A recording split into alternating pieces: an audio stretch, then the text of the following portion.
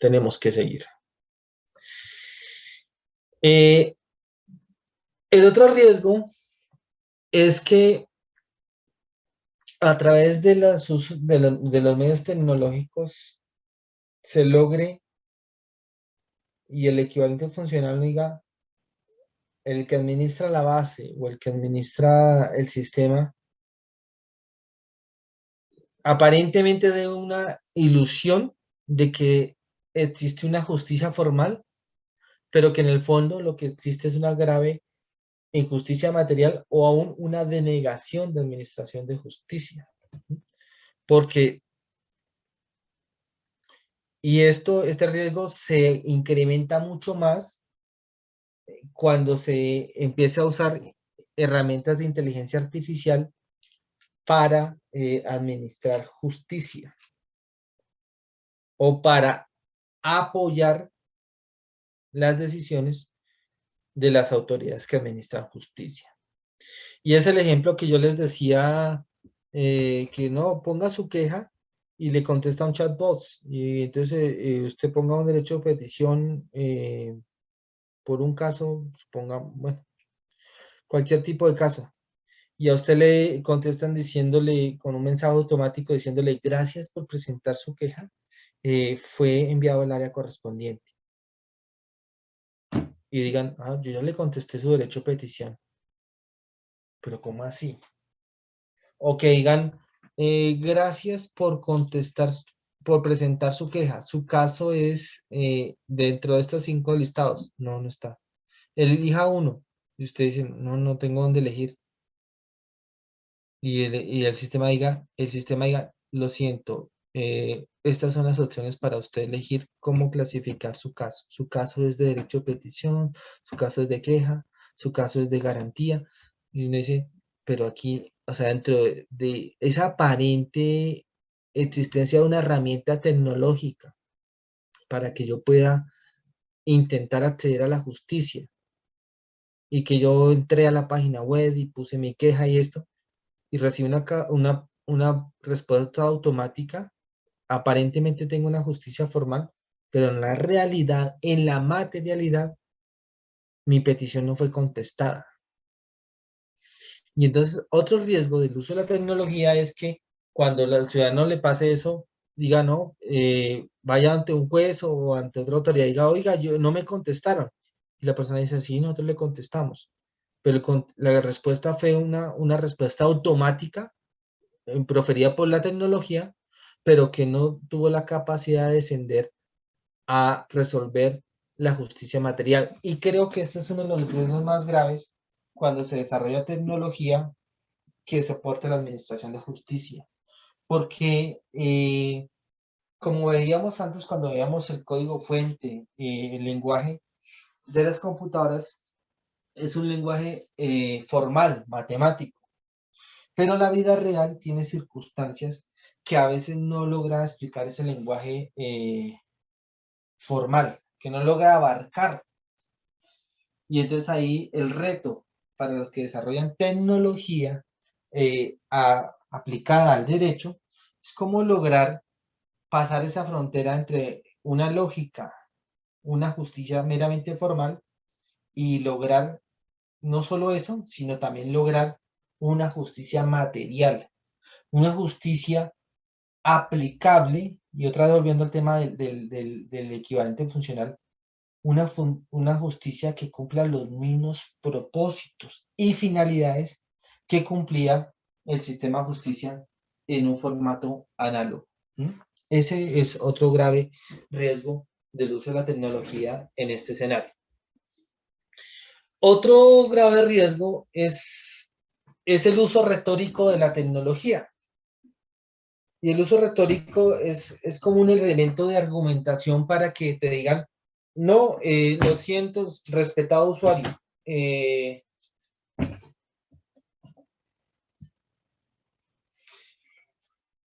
Su petición fue contestada y su petición está basada en un aplicativo tecnológico y ese aplicativo tecnológico dijo que usted no tiene derecho. ¿Y por qué no tengo derecho? Ah, porque el sistema dice que usted no tiene derecho. Y entonces, como es un uso retórico, en el tal sentido de que como la decisión se tomó dentro de un escenario digital, dentro de un escenario tecnológico, pues no exista aparentemente posibilidad de que ese sistema se equivoque. Mm, mm. Entonces, aquí una pregunta salida del tema. En este momento no, espérame, intento agotar el tema y si nos queda tiempo, intentamos abordarlo. ¿Listo? Entonces, aquí el tema es que cuando ustedes estén usando la tecnología, se den cuenta que aunque usaron tecnología, pues de pronto también los sistemas, todo sistema tiene una posibilidad de error, que era lo que les comentaba la sesión pasada que nos vimos, y decir, bueno, está validado, lógicamente está bien, para los ingenieros está perfecto, pero en la vida real implica que ese aplicativo tecnológico se equivocó y se equivocó. Y entonces, es decir, nosotros los ciudadanos y los funcionarios estamos para alimentar un sistema o el sistema está para beneficiar a las personas, ¿sí? Y es, por ejemplo, cuando eso pasa todos los días en la vida cotidiana, digan, que te digan, tú vayas a la EPS y creo que les había dicho, no, usted no tiene derecho al servicio de salud, ¿por qué no tengo derecho? Ah, porque no estás en el sistema. Pues como no estás en el sistema, y eso es lo que también habla el libro de Lawrence Lessig, como no estás en el sistema, tú no existes. Como, como, como no estás en el sistema, eh, no tienes derechos, ningún tipo de derecho. Y hacia allá, muchas personas que advierten esta dimensión crítica advierten eso. O sea, es decir, ¿qué pasa? Y de pronto aquí alguno de los asistentes preguntaba, ¿y qué pasa el que no tiene internet? Y el que no tiene un celular, y el que no entiende eh, nada de tecnología. ¿Qué va a pasar con ellos? No estás en el sistema, no tienes derechos. Es una realidad muy fuerte. Y entonces, toda esta aplicación va a decir, tienes que estar dentro del sistema. Bueno, está bien, uno está dentro del sistema. Yo soy abogado litigante, asesor, profesor universitario, no puedo decir, no me aburrí, me volví gitano y la próxima clase no la dicto porque soy gitano y ya, me olvidé de todo. Pues si me salgo del sistema, obviamente hay consecuencias. Pero lo que uno pide es que si uno está dentro de un sistema tecnológico, si le van a comunicar las actuaciones en ese sistema tecnológico, si todo se va a dar en ese mundo digital, se dé un espacio para que el ciudadano pueda expresarle a la autoridad que en un caso particular, esa tecnología, así esté muy bien diseñada, así esté con la mejor ingeniería, así que tenga la mejor intención, pues en un caso particular, su aplicación termina afectando derechos. Casi que es como una excepción de inconstitucionalidad frente al uso de la tecnología en determinados casos específicos, en contextos específicos, que esa tecnología termine conculcando o afectando derechos. ¿Sí? ¿Sí me entienden hasta ahí? Entonces, los muchachos, los noto Sí, muy señor. tímidos. No sé si no es, si es diciembre y su alegría, no es de parranda de animación, y ya están pues en la recta final de la carrera. Pero bueno, ese es el uso retórico que te digan, no, pues no, lo sentimos. No, tu caso es denegado. ¿Por qué? Ah, no, porque el sistema dice que es así. Y lo que pasó en Estados Unidos es que con el caso que es muy famoso en materia penal, que es el caso Loomis, es que le digan a las personas, a los afrodescendientes, a los negritudes o a los negros, como quieran decir la palabra, no lo uso en un término despectivo, sino esas tres expresiones que los lleven siempre a la cárcel cuando se están tomando medidas respecto de detención preventiva intramuros y siempre el algoritmo siempre decidía llevar a las personas de raza negra, afrodescendientes a la cárcel. ¿Y por qué cuando llegaba una persona de raza blanca? o de un fenotipo blanco, no iba a la cárcel. Ah, había un sesgo. Y cuando el ciudadano preguntaba, oiga, ¿por qué me toca ir a la cárcel? Ah, porque es que este Estado contrató un algoritmo y el algoritmo dice que usted es una persona peligrosa para la sociedad y que usted tiene una gran posibilidad de recidir. ¿Y por qué? No le podemos decir. Y ese fue el caso, el famoso caso Loomis. No le ¿por qué no me pueden decir? Entonces ese ciudadano empieza a averiguar y dice, oye, ¿y por qué siempre ese sistema, ese algoritmo, nos termina enviando a todos los afrodescendientes a la cárcel? Y a los que son de raza blanca no los envía a la cárcel. ¿Por qué? Y le hace el derecho de petición al juzgado, le hace el derecho de petición al Estado y el Estado le contesta. No le podemos decir. ¿Por qué? Porque la forma como explicarle esto la explicación de esto es algo así como lo siguiente. Y otra vez vuelvo un poquito a esto. Eh, código fuente. La explicación que usted va a la cárcel es esta. Es decir, es un algoritmo. Y usted si no entiende. Pero en este caso es más abusiva la respuesta porque le dicen, la explicación es un algoritmo de un sistema, pero ni siquiera usted puede ver el código fuente, porque ese código fuente lo desarrolló una entidad privada y está sujeto a derechos de autor. Entonces, vas a la cárcel porque una máquina piensa que usted, por ser de esa raza, es peligroso, pero la forma como el proceso de razonamiento de esa máquina eh, no se lo podemos mostrar porque está sujeto a propiedad industrial, a propiedad intelectual. Ese es un uso retórico de la tecnología diciendo, usted va a la cárcel porque un sistema dijo, un algoritmo, un sistema lógico dijo que usted tenía que ir a la cárcel. Y no le podemos decir cómo fue programado ese sistema.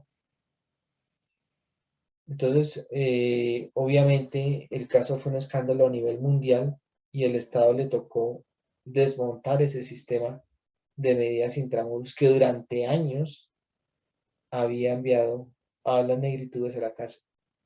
Pero el sistema era así porque lo programaron ingenieros y abogados que simplemente repitieron prejuicios que ya estaban en el sistema judicial de Estados Unidos, porque antes de que existiera ese sistema tecnológico, pues la realidad también era que a las negritudes, a las personas de determinados barrios, de determinados lugares, eran a los que metían a la cárcel. Entonces ahí ese prejuicio que estaba ya en la cultura jurídica fue traspasado a la tecnología. Pero la diferencia es que en el formato análogo, en la justicia de papel o en la oralidad,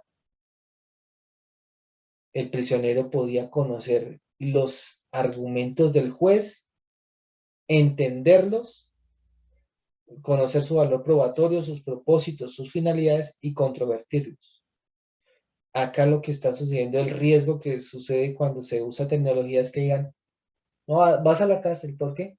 No, el algoritmo decidió que tenías que ir a la cárcel.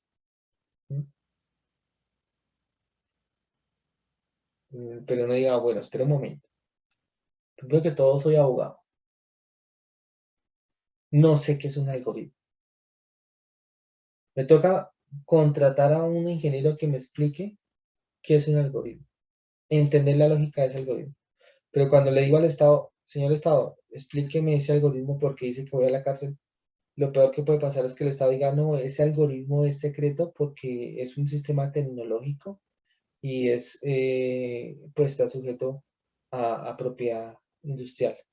Es casi que una caja negra que tú no puedes ver qué está pasando dentro de ella, pero que la consecuencia es una medida que termina conculcando tus derechos y con las cuales tú no puedes pelear, porque es un uso retórico en el cual los abogados nosotros sabemos pelear interponiendo tutelas, sabiendo si está en juego un principio constitucional, si está una norma, pero uno como abogado, ¿cómo hace para explicar que un sistema tecnológico se equivocó?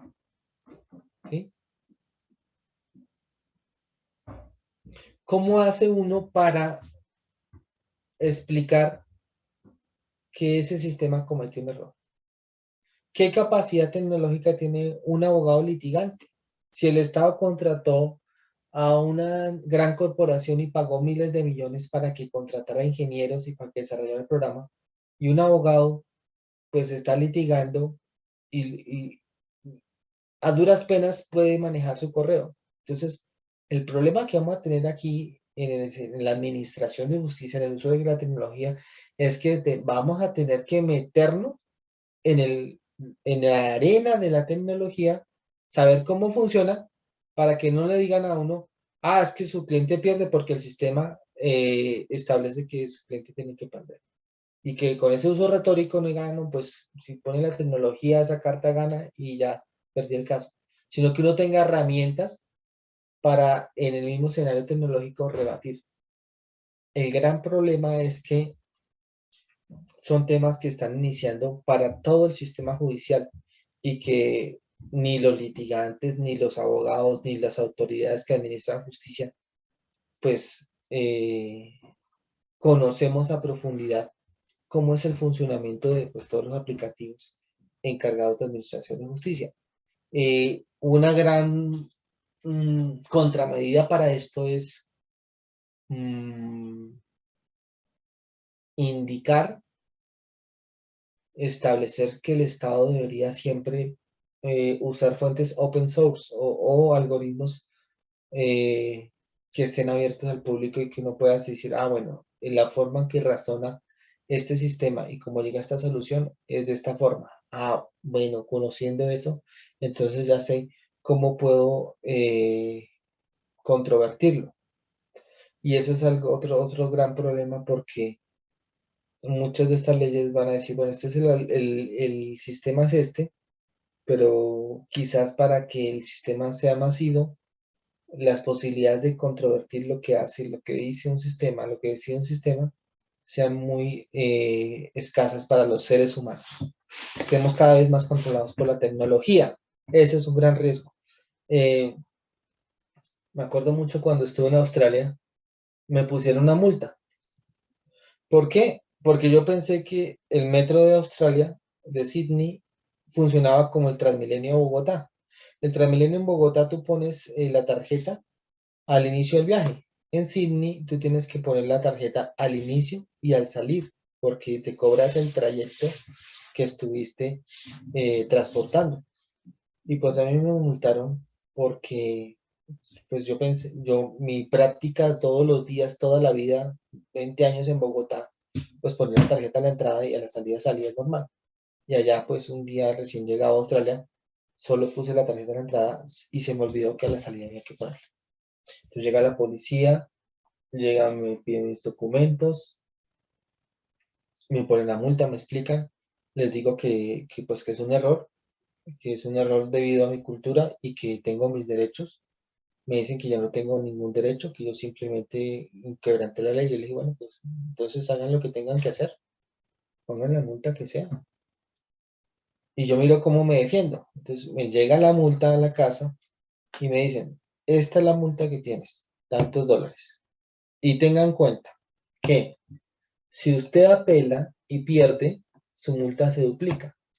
Y tenga en cuenta que el 95% de las personas que apela pierde. Entonces, ¿qué te están diciendo en últimas? No tienes posibilidad de defenderte, porque ya hay todo un sistema que establece cómo tienes que ser sancionado.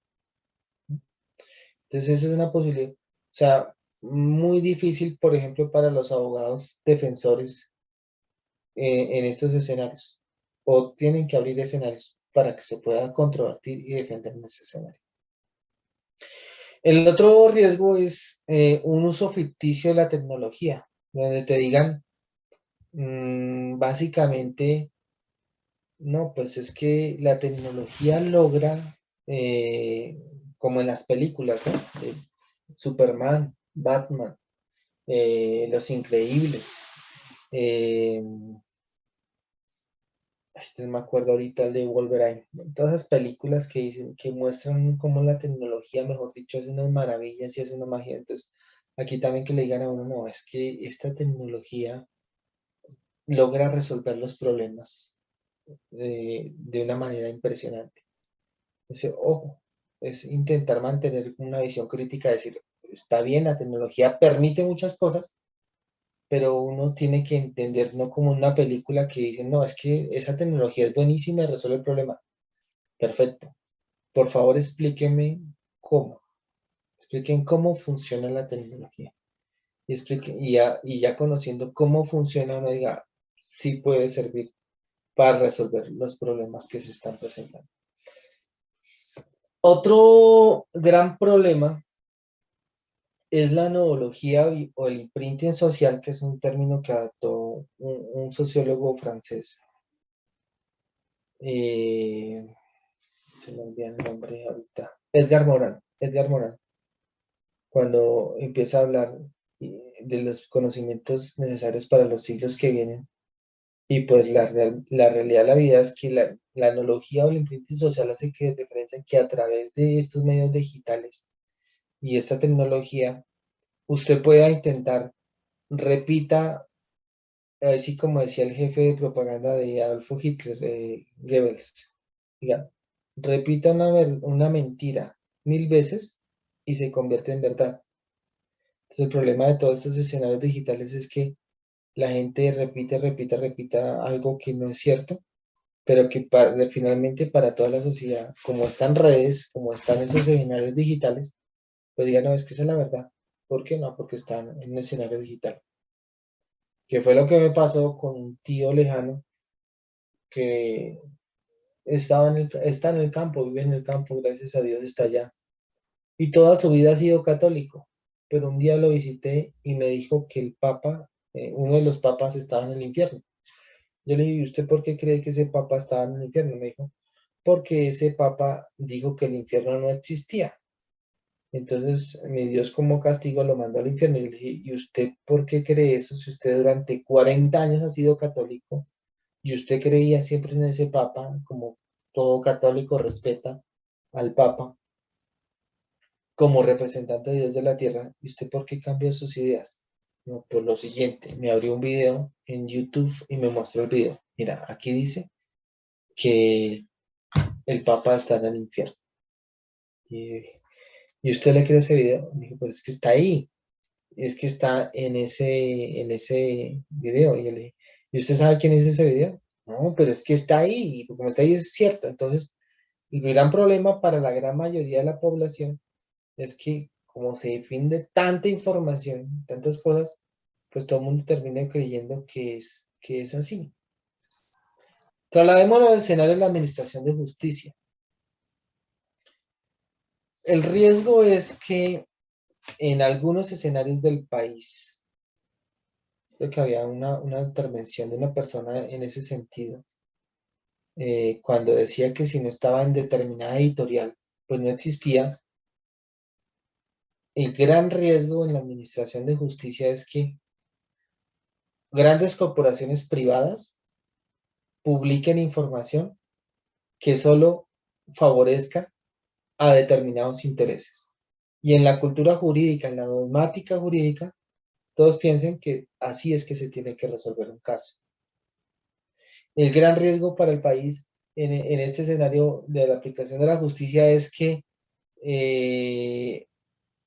no solamente en estas grandes corporaciones privadas, sino que aún autoridades públicas publiquen comunicados, emitan comunicados bajo la apariencia de conceptos o de circulares, pero que porque se difunden miles de veces y como todos los consultamos, esas circulares, esas comunicaciones terminen teniendo fuerza de ley. Y para todos nosotros, lo que dice esa circular, lo que dice ese comunicado, es la verdad. ¿Por qué? Porque está en internet, porque está en determinada página y uno diga, un momento, en un Estado social de derecho, ¿quién es el que publica las leyes? ¿Quién es el intérprete legítimo de la ley? Ese es el gran riesgo que estamos afrontando. Entonces, aquí yo lo hablo como infalibilidad, es decir, un dogma de fe que digamos que porque existe que no hay lugar para el error. Y que yo sepa, no soy católico, pero solamente hay una persona infalible para los católicos, el Papa. El Papa para los católicos es un dogma de fe de que el Papa no se equivoca.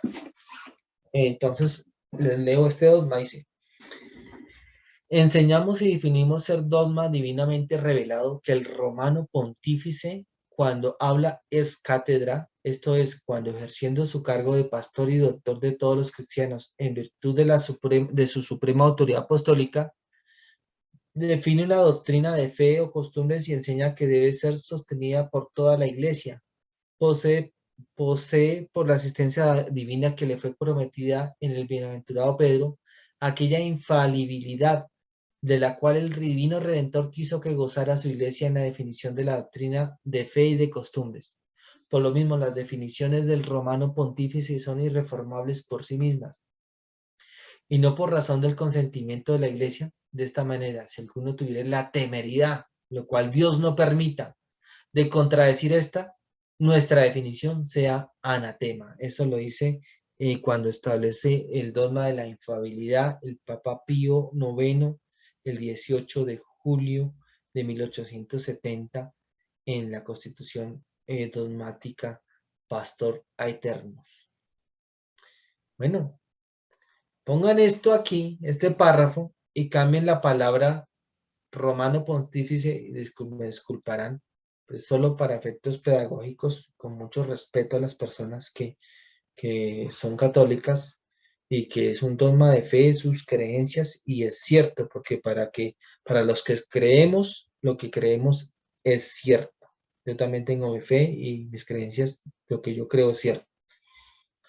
Pero el problema es cuando nos piden que no nos piden una fe ciega, ya no en el Papa, ya no en Dios, sino piden que nuestra fe ciega sea en un sistema de información, en el uso de la tecnología. Y ahí es cuando uno dice, no, yo solamente le creo a Dios de manera ciega, pero el resto, mm, mm, todo sistema es falible, todo sistema está sujeto a error. Entonces aquí estamos, el Santo Padre, iluminados del cielo por Dios. Y aquí de pronto el sistema, todos nuestros nuevos ídolos, de decir, no, este es un sistema, un celular que no falla, un correo que no falla, un computador que no falla, que es infalible. Pues no, la verdad es que lo único que no falla es Dios, su representante acá en la tierra, pero de resto, en la vida real, y sobre todo cuando están en juego derechos de personas, pues hay grandes posibilidades de error. Entonces eso era lo que quería transmitirles en el día de hoy. No sé si fue un poco más de pronto intelectual, no tan práctica el tema, pero sí era para mí muy importante transmitir este mensaje. No sé si alguien tiene alguna opinión, comentario, sugerencia adicional.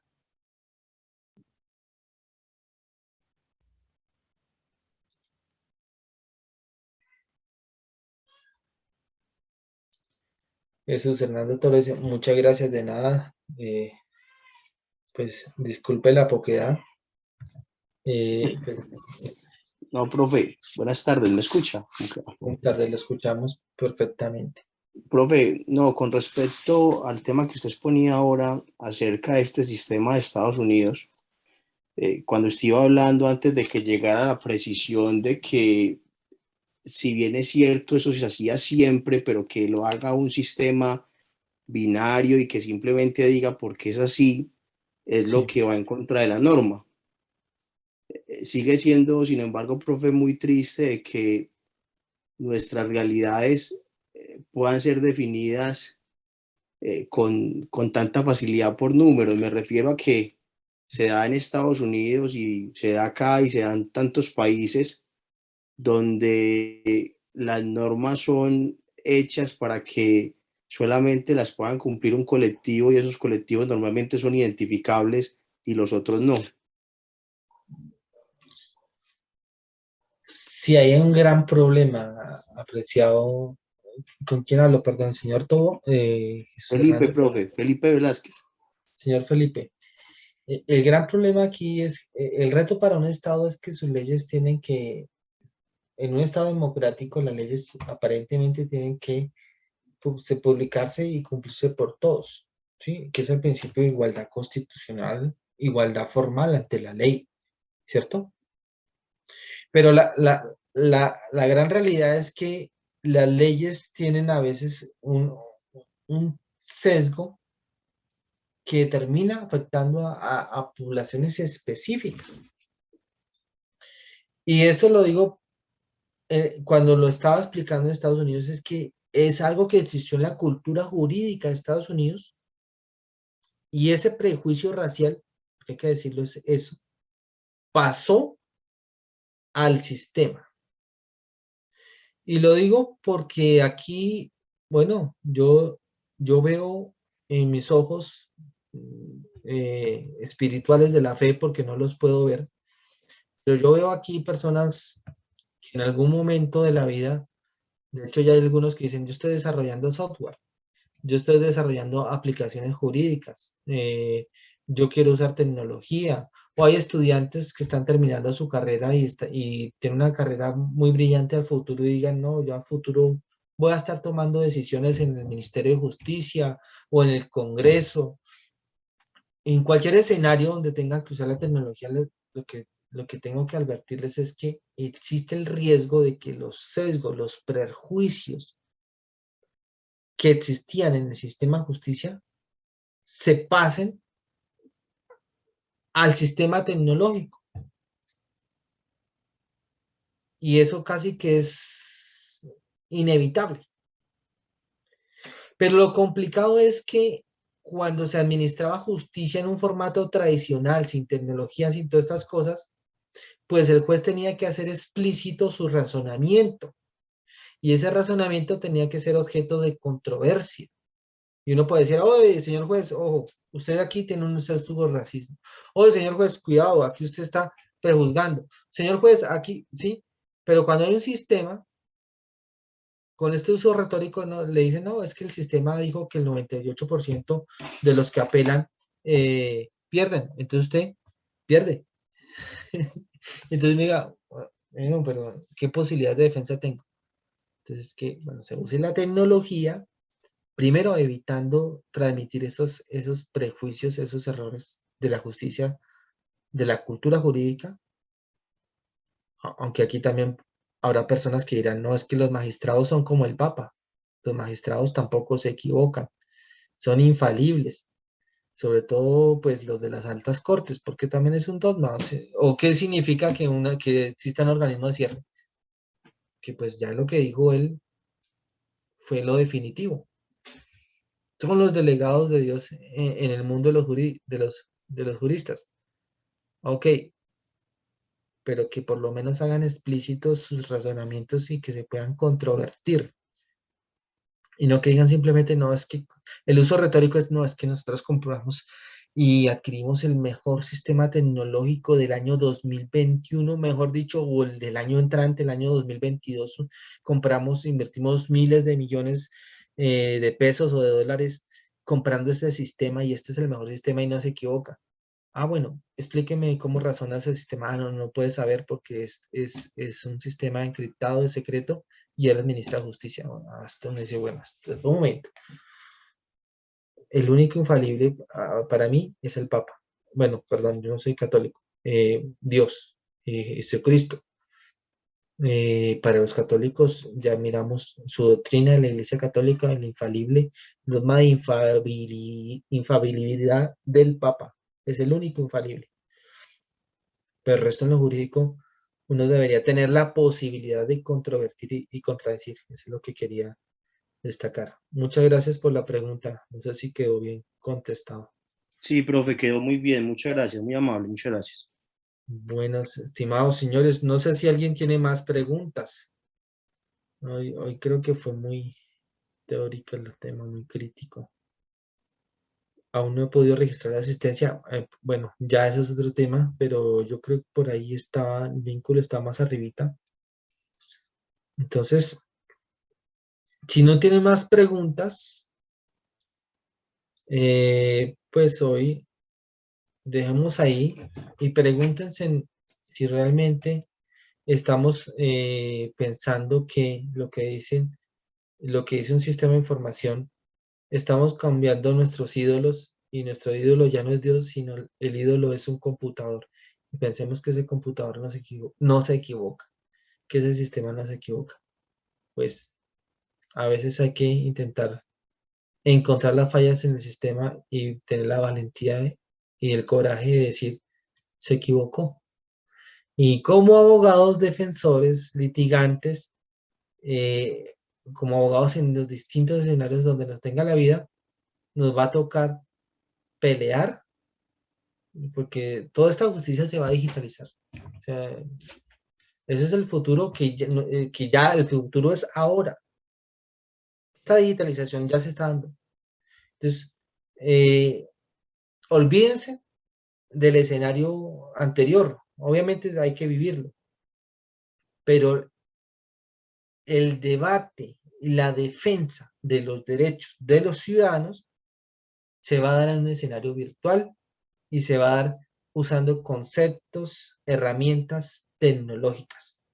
Y ahí también hay una disparidad. El Estado tiene un gran músculo financiero para contratar aplicativos, ingenieros, abogados. Y los litigantes que vamos a tener, que vamos a poder hacer. Ahora yo estoy en la otra cara porque yo trabajo en una superintendencia desarrollando un software de supervisión inteligente. Ok, y el otro lado, un abogado que estudia su carrera y tenga que controvertir algo que dice un sistema de información, diga, bueno, ¿cómo lo hago? Ese es en nuestro futuro. En nuestro futuro nos va a tocar, como en el caso Loomis, en Estados Unidos, decir, este sistema se equivocó, este sistema es inconstitucional, este sistema nos lleva a una decisión formalmente correcta, lógicamente correcta, pero materialmente injusta, culturalmente injusta, o lo que diría Arthur Kauman, un entuerto jurídico, es decir, una injusticia bajo la cara de un procedimiento, bajo la cara de una legalidad. Entonces, esa es nuestra nueva arena jurídica. Y entonces, pues, bueno, eso es lo que tenía que presentarles. Muchas gracias por todos. Que estén muy bien. Que Dios los guarde y los bendiga. Nos vemos el próximo martes. Muchos saludos a Lisette, a Unimagdalena, que creo que es Herminia, ¿cierto? Excelente memoria. ¿No? Es que Sí. con sus excelentes intervenciones es imposible olvidarla. Mi memoria está Gracias, Doc, gracias. Quería hacer algunas acotaciones, pero muy pequeñas, pues por lo que hasta ahora estaría sucediendo respecto a lo que habló la doctora Elba, en lo que hace referencia a las excepciones estas de las publicaciones de cuando hay medidas cautelares. ¿Qué pasa? No las publican. Y como no las publican, si bien el juez las ordena, uno no sabe si el despacho las mandó o no las envió donde debe de enviarlas. Y entonces, esta persona, que es la interesada en que se envíe, no sabe cuándo se enviaron. ¿Sí? Porque el juzgado, no las publica, pero tampoco le manda una copia al interesado diciéndole, las publicamos, aquí tiene usted su oficio, de embargo, manténgalo ahí, guárdelo ahí en su OneDrive, donde usted quiera, o en el folder mismo, si usted todavía lleva folders. Sí. Sí, entonces nos está pasando eso. No sé si en otras ciudades está pasando lo mismo. ¿Ve? Por ejemplo, yo acabo de tener una sentencia, afortunadamente, favorable de un permiso permanente para salir del país.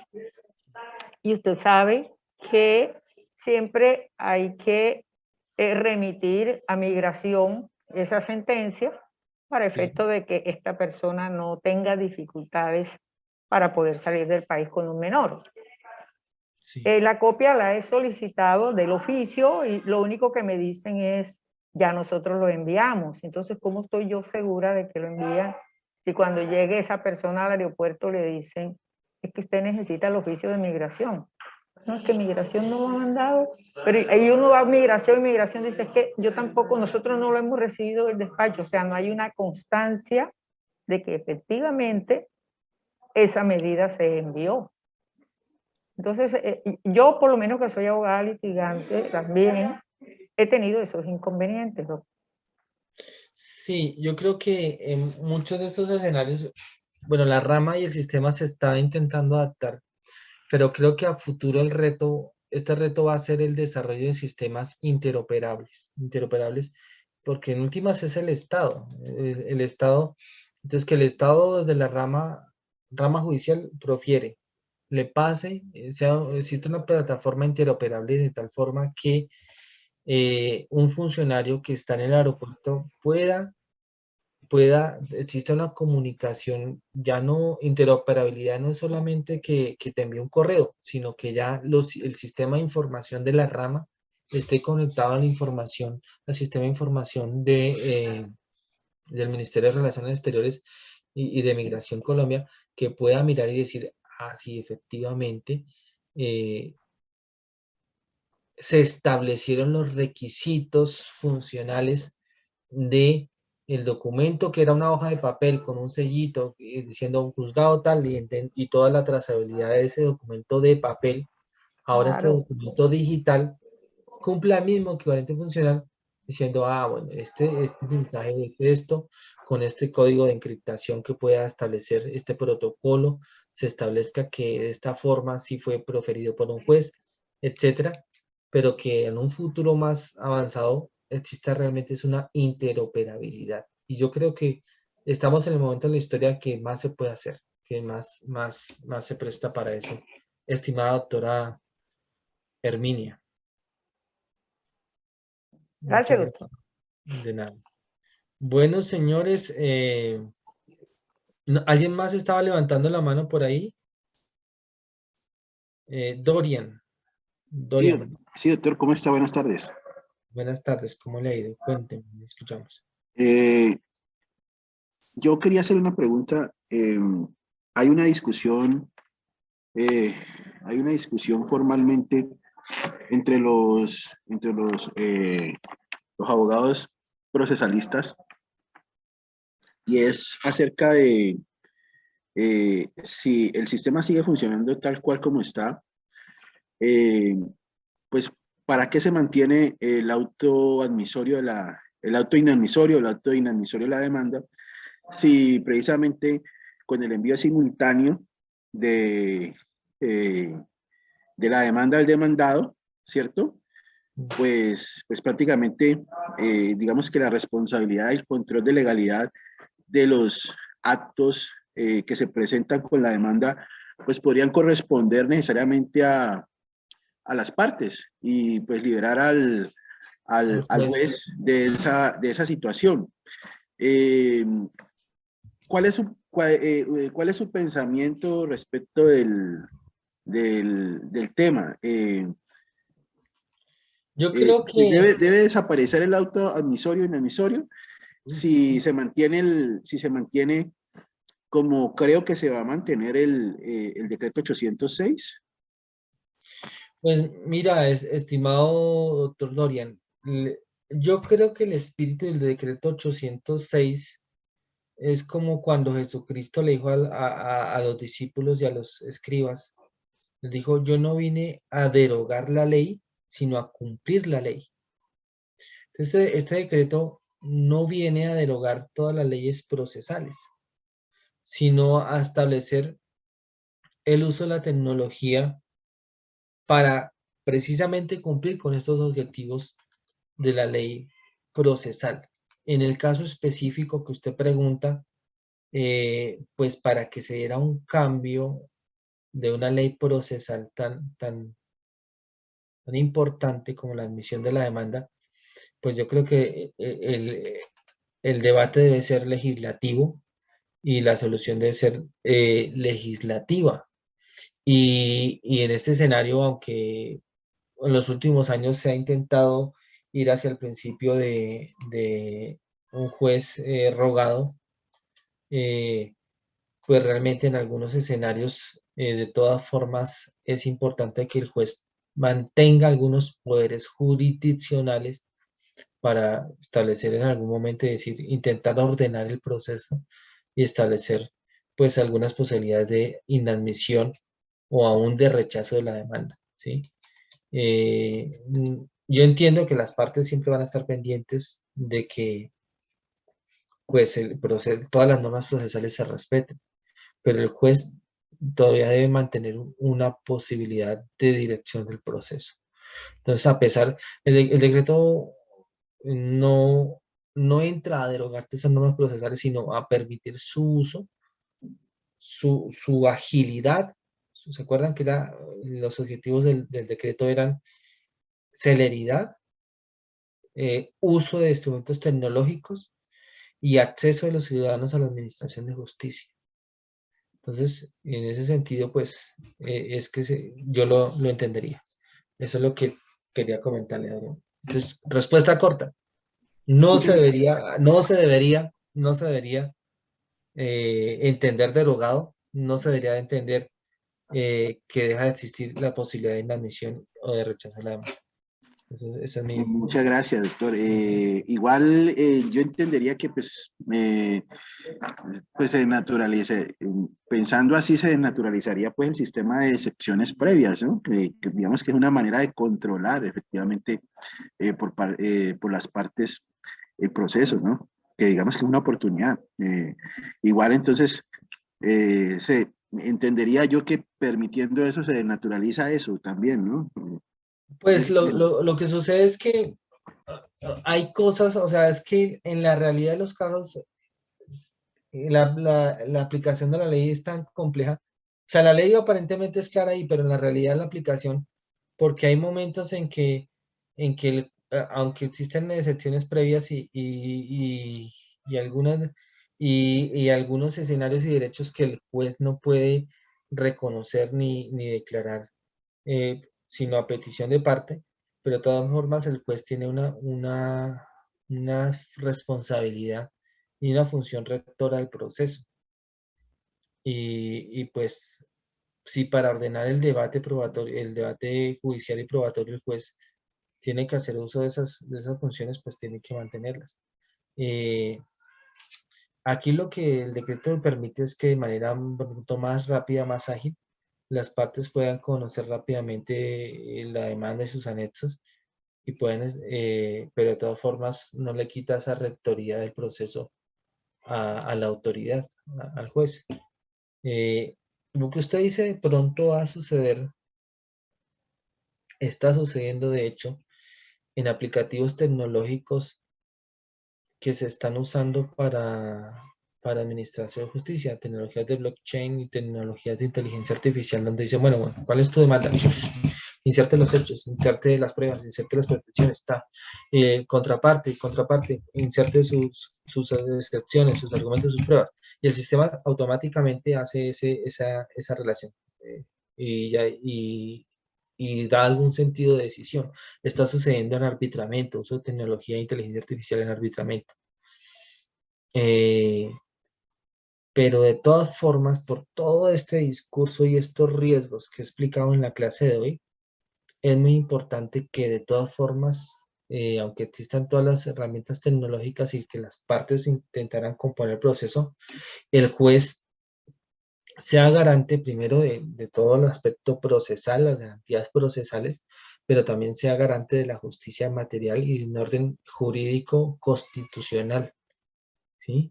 Porque si no estaríamos otra vez en un escenario pues de una aparente justicia formal, pero una dimensión material desconocida.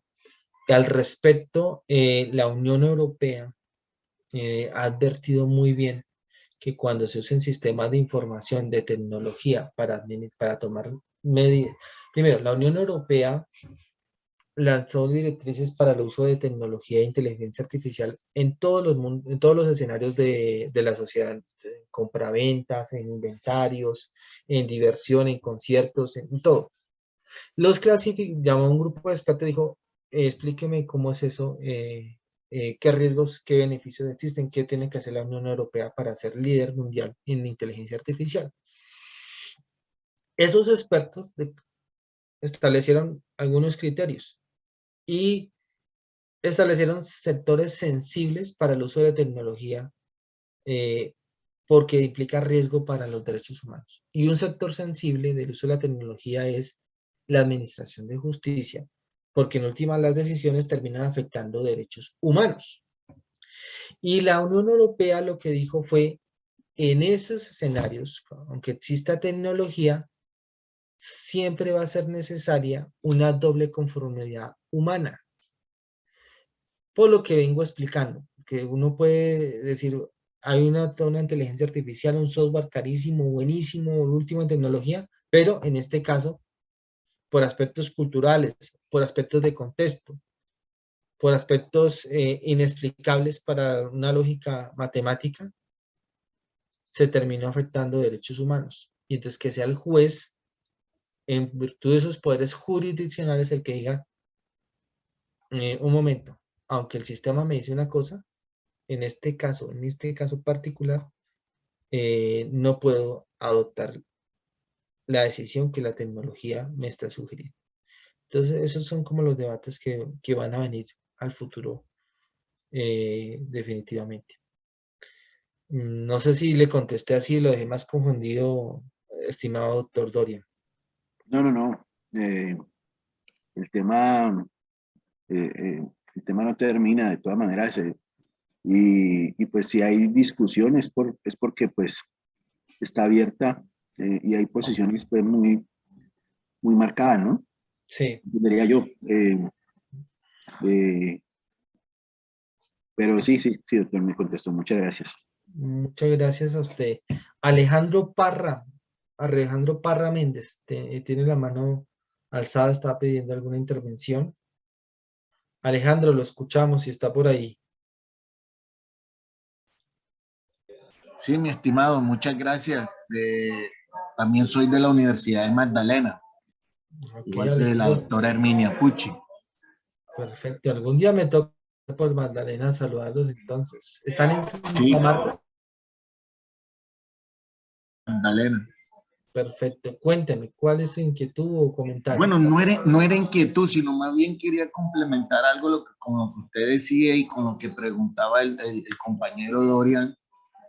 Es que propiamente, bueno, sí hay una discusión, pero no propiamente es un tema que hay que hacer un análisis muy concreto, porque es que realmente hay derechos que obviamente no pueden ser pasados así de larín larán y que se tienen que mantener y cuando no se da la inadmisión tal y como lo determina el Código General del Proceso y que usted obviamente ya dijo algo muy cierto, y es que el decreto 806 no vino a derogar el código, lo que vino fue a complementar algo que incluso ya venía hablándose desde hace mucho tiempo con referente al tema de la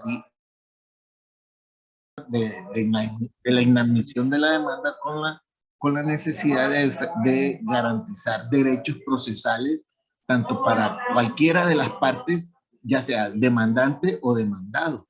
En el caso en que toque subsanar, incluso el juez tendrá la oportunidad de aplicar, hacer control de legalidad con referente a la inadmisión en caso de que de pronto se obvie algo correspondiente a lo que se determina el Código General del, digo, con lo que estipula el decreto 806, en el caso de que estamos en la virtualidad. Pero en caso de que no se cumpla dicho propósito con el decreto, obviamente tenemos que remitirnos obligatoriamente y ya después en materia procesal nos toca remitirnos necesariamente al Código General, porque es que él no ha sido derogado en ningún momento.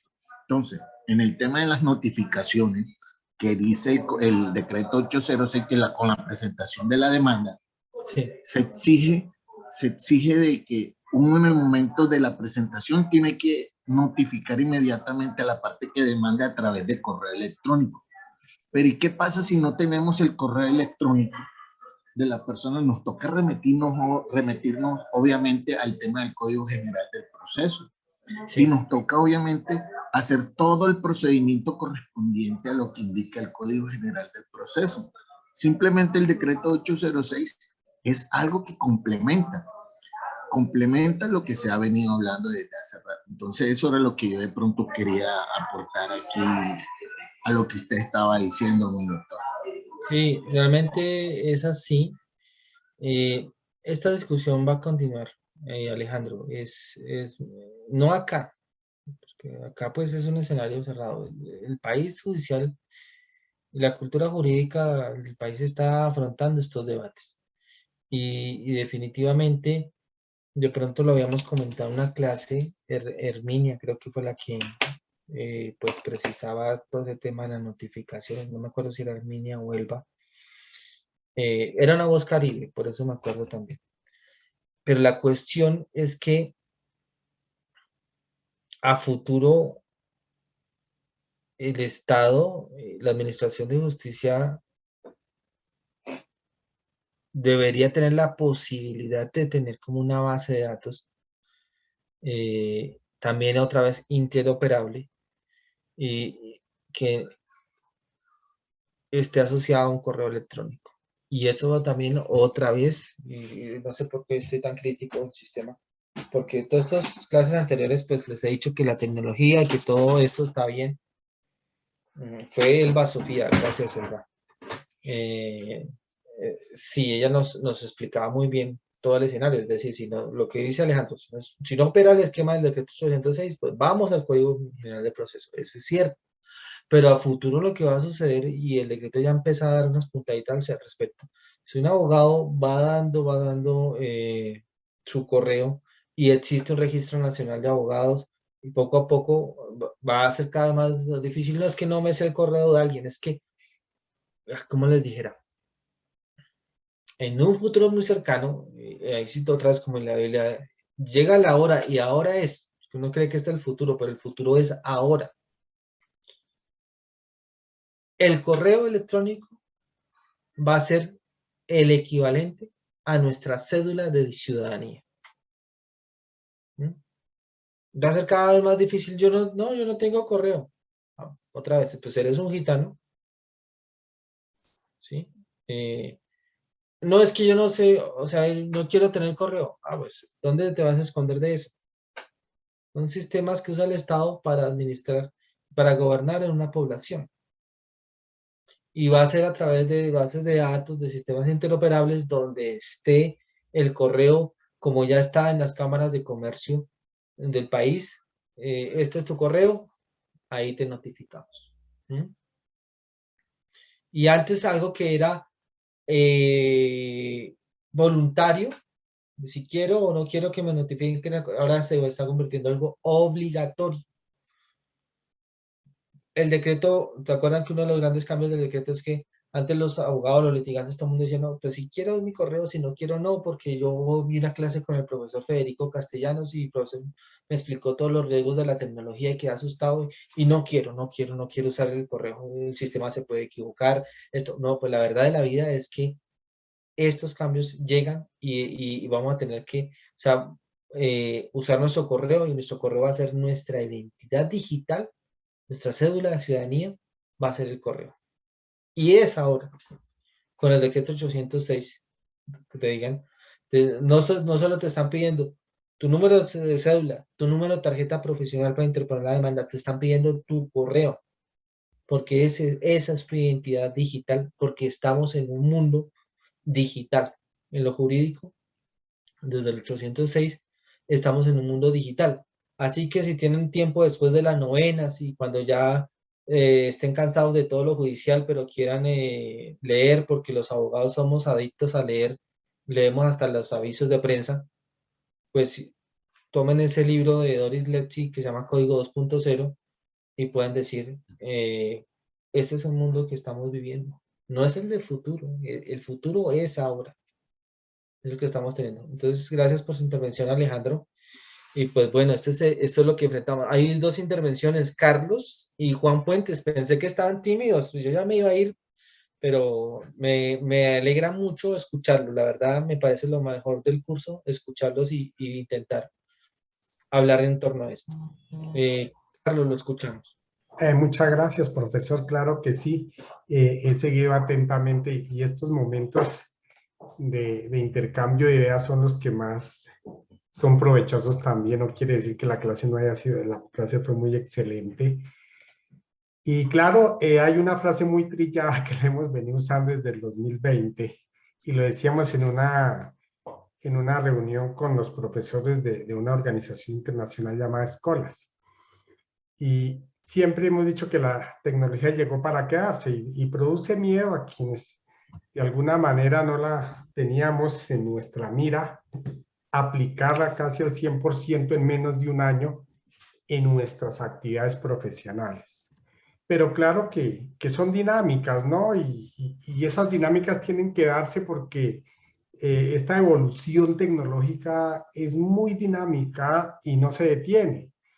Yo me acuerdo cuando hace unos años que uno iba a los bancos a hacer fila y siempre tocaba esperar los horarios, etcétera. Y ahorita yo no creo que ya la mayoría de la gente utiliza un cajero electrónico para hacer sus transacciones, retirar dinero, ¿no es cierto?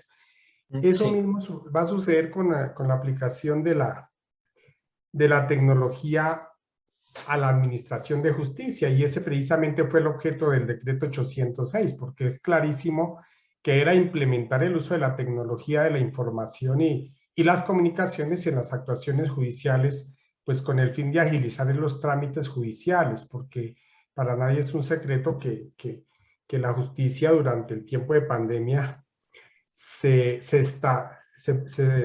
estuvo un poco como estática porque no corrieron términos, causó crisis, y este decreto lo que hizo fue dinamizarlo en muy poco tiempo.